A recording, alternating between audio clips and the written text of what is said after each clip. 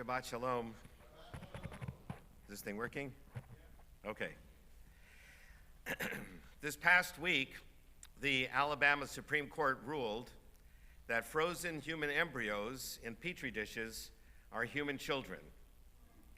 That will put an end to medical procedures that enabled thousands of couples to have real, live, independent human children. This decision is the latest consequence of an earlier U.S. Supreme Court decision which overturned the 50-year-old precedent set by Roe v. Wade. As we know, Roe v. Wade ruled that the constitutional right to privacy included the absolute right of a pregnant woman to terminate her pregnancy at any time during the first trimester. The court further ruled that the government could regulate this right to privacy if there were compelling state interests.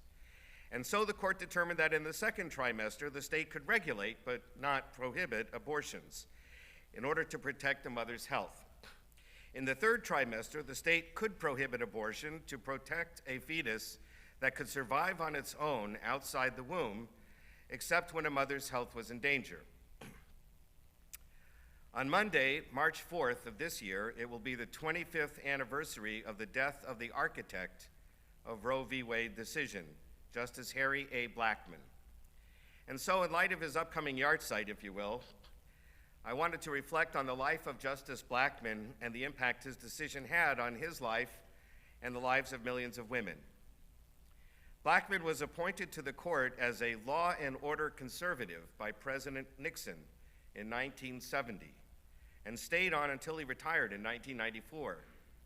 He was a very modest person who often had breakfast with his law clerks in the public cafeteria. Few tourists seating in the establishment would have noticed him, let alone thought he was a Supreme Court justice. Among his colleagues, however, he was known as an extraordinarily diligent and careful legal scholar, as well as a compassionate and caring friend.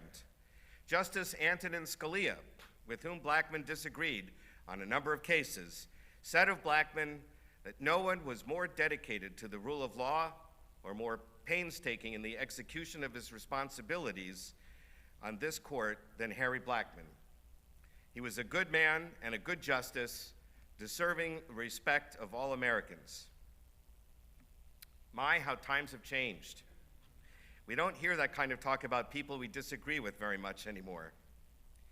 In any event, the one thing that Justice Blackmun will always be remembered for was the case he wrote the 50-page majority opinion for in January of 1973, after sitting for less than 3 years on the court.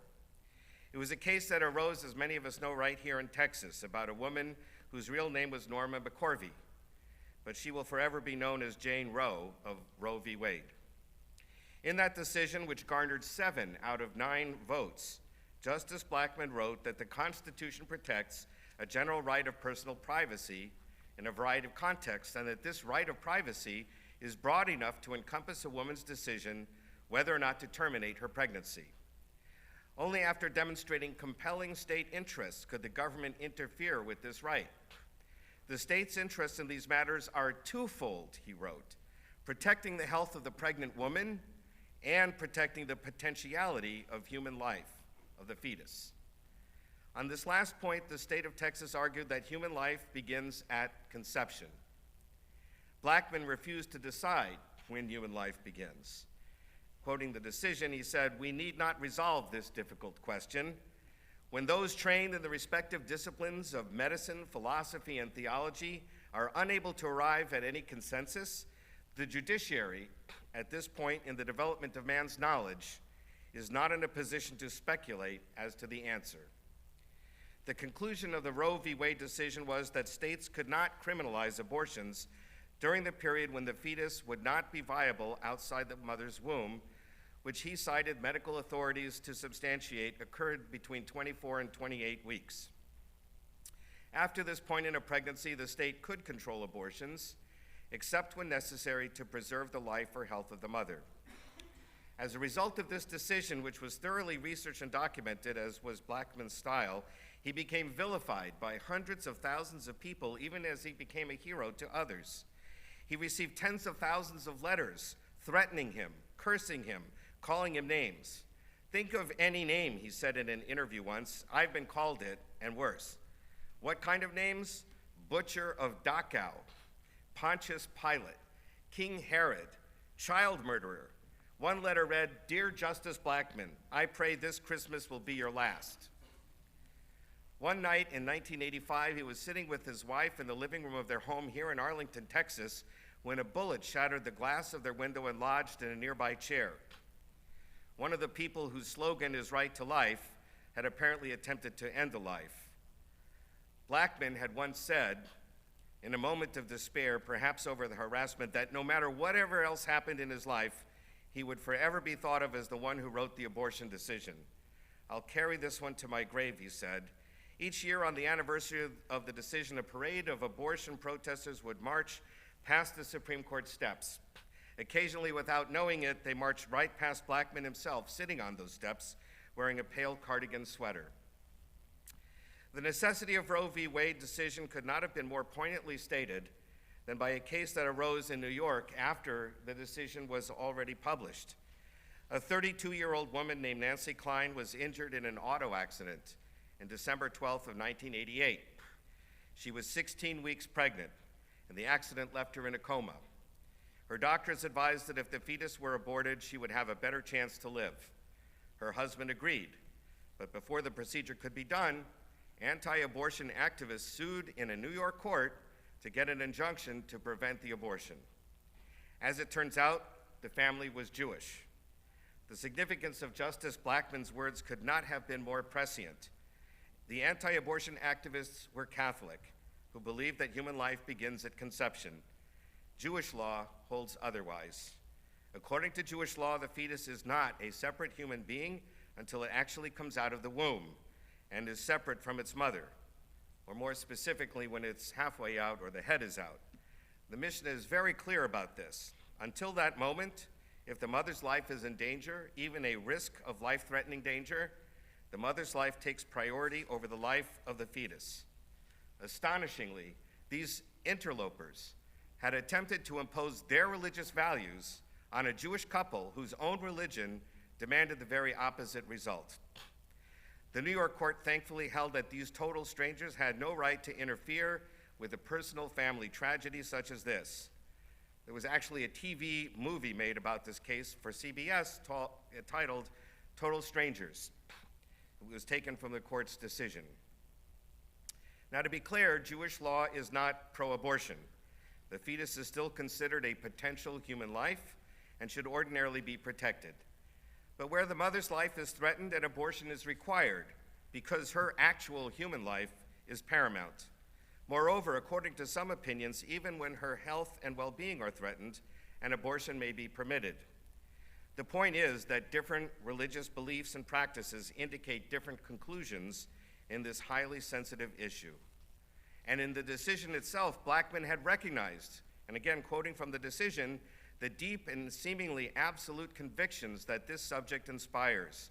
One's philosophy, one's experiences, one's exposure to the raw edges of humans' existence, one's religious training, one's attitudes toward life and family and their values, and the moral standards that one establishes and seeks to observe are all likely to influence and to color one's thinking about abortion. It was for this very reason that he had wisely chosen not to decide when human life begins. Because religious beliefs differ and science is unsure. By the way, the question is not when life begins, but rather when a separate human life begins. It's true that a fertilized egg is alive, but so is a sperm cell or an unfertilized egg. And I don't think very many people seriously consider that wasting either of those is murder. Given deeply held convictions on all sides of this matter, Roe v. Wade was essential in order to secure the individual's right to decide this very private matter in accordance with her own moral and religious beliefs. The decision was also essential to the lives of thousands and thousands, if not millions, of women. Gloria Steinem eulogized Blackmun by recalling the occasion when she was giving the commencement address at Tufts University. Blackmun was there to receive an honorary degree. It was a huge outdoor commencement, she said, and there were acres upon acres of people. And when I said that this was the man who had saved more women's lives than anyone, they all stood up and applauded, like an ocean, she said, for a long, long time. and he stood there with tears streaming down his face, and you had the feeling he hadn't realized that he had been so inside the court rather than out among the world that he didn't know how much gratitude there was out there for him. It's a Jewish belief that even Gentiles are obligated to observe 7 commandments. It is thought that these commandments were given to Noah after the flood. We call them the 7 commandments of Noah. 6 of them are prohibitions. Do not murder, do not steal, do not tear the limb off a live animal, and so on. One of them is a commandment to do something. It is a commandment to establish a court system to enforce the laws of the land. In the book of Deuteronomy, we are commanded, justice, justice shall you pursue. Justice Blackman would often tell his clerks that his job was to do justice, not just decide a legal question. On April 6, 1994, he announced he was going to retire at a press conference he held with President Clinton. And at that conference, Clinton said of Blackman, "Justice has not only been his title, it has been his guiding light." In this morning's Torah portion, 2 stones, the so-called Urim and Tumim, were somehow used to provide justice in difficult cases. They were oracular stones that would give the high priest divine guidance. We unfortunately do not have such devices in our day. And so we must rely on human wisdom, intelligence, and discernment, and perhaps also a greater sense of humility in matters where there is strong disagreement and uncertainty. Justice Blackman embodied all of these characteristics. We should all be grateful that such a conscientious, thoughtful, and insightful scholar represented us Americans with such moral integrity on the Supreme Court. As we approach his 25th yahrzeit, let us all say, Zichrono Livracha, may his memory be for a blessing. Shabbat Shalom.